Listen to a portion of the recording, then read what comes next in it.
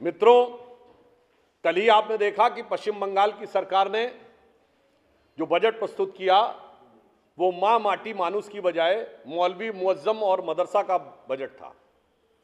और इंडी गठबंधन तुष्टीकरण की गहरी अंधी दौड़ में एक से एक नए कीर्तिमान बनाता चला जा रहा है। आज केरल में कांग्रेस के नेता और केरल विधानसभा में नेता प्रतिपक्ष श्री वी सतीशन ने कहा है कि वो जमाते इस्लामी से भी सहयोग लेने में उन्हें कोई समस्या नहीं है। उल्लेखनीय है कि केरल में कांग्रेस पार्टी का मुस्लिम लीग से गठबंधन है और यह पुनः स्पष्ट कर दूं और विनम्रता और चुनौती से कहता हूं, यह वही मुस्लिम लीग है जो मोहम्मद अली जिन्ना के द्वारा स्थापित थी, जिसने भारत का विभाजन कराया। कांग्रेस बचने का प्रयास नहीं कर सकती क्योंकि यह आज की ऑल इंडिया यूनियन मुस्लिम लीग के संस्थापक पीके पोकर साहब बहादुर और मोहम्मद इस्माइल ही जिन्ना की मद्रास प्रेसिडेंसी की यूनिट के अध्यक्ष थे और जिन्ना को कायदे आजम तो मोहम्मद इस्माइल को कायदे मिल्लत कहा जाता था। प्रधानमंत्री श्री नरेंद्र मोदी जी ने कहा है कि आज कांग्रेस पार्टी मुस्लिम लीगी माओवादी कांग्रेस पार्टी हो गई है। अब मैं कह सकता हूं कि ये लीगी कांग्रेस से जमाती कांग्रेस की तरफ बढ़ गई है। यानी लीग तो फिर भी पार्टी थी, जमात तो सांप्रदायिक संगठन है। और महत्वपूर्ण बात क्या है, यह जमाते इस्लामी उस विचारधारा को प्रोपोगेट करती है जो यह कहती है कि भारत को इस्लामिक राज्य होना चाहिए। और इससे पूर्व भी पिछले पश्चिम बंगाल के चुनाव में कांग्रेस पार्टी फुरफुरा शरीफ के गद्दी नशीं पीरजादा अब्बास सिद्दीकी के Islamic secular Indian secular front ISF के साथ गठबंधन कर चुकी थी।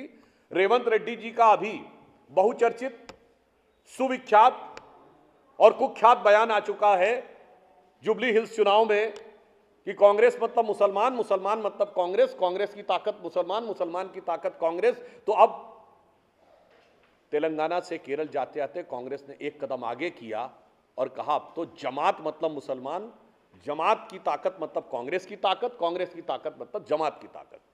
तो मैं ये पूछना चाहता हूं कांग्रेस पार्टी से कि ये जमाती समर्थन के बदले में कौन सी कयामती चीजें आने वाले टाइम में केरल की जनता को फेस करनी पड़ सकती हैं, यह भली भांति समझना चाहिए।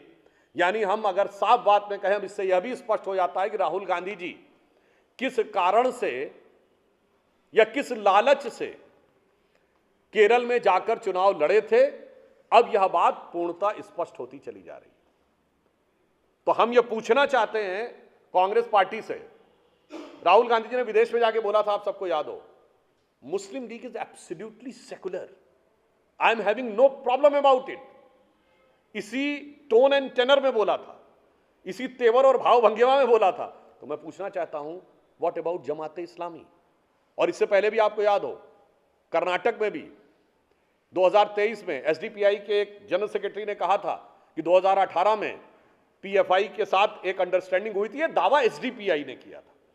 तो अब यह बताइए, यह विघटनकारी तुष्टीकरण की सीमा तक होने वाला यह तथाकथित अल्पसंख्यकवाद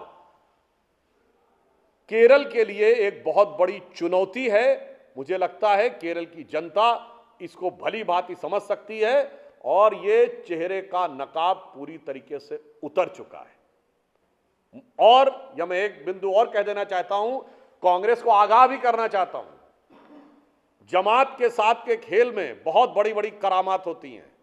बांग्लादेश में चुनाव हो रहा है, बांग्लादेश में जमाते इस्लामी, फिर बोल दूं, ये सब जमाते इस्लामी एक ही जमाते इस्लामी से निकले हुए हैं। बांग्लादेश नेशनल पार्टी ने, बीएनपी ने 2001 में गठबंधन किया था जमाते इस्लामी के साथ और उनको लेजिटिमेसी दी थी, उनको कैबिनेट में स्थान दिया था। आज जमाते इस्लामी सबसे बड़ी चुनौती है बीएनपी के लिए। तो कांग्रेस को कान खोल के समझना चाहिए और पुनः हमारे राज्यसभा के नेता सदन और पूर्व राष्ट्रीय अध्यक्ष नड्डा जी ने जो कहा है, अबोध बालक की बुद्धि का बंधक बनने से बचने का प्रयास करना चाहिए और केरल को एक गंभीर संकट में जाने से रोकने के लिए केरल की जनता को एकजुट होना चाहिए।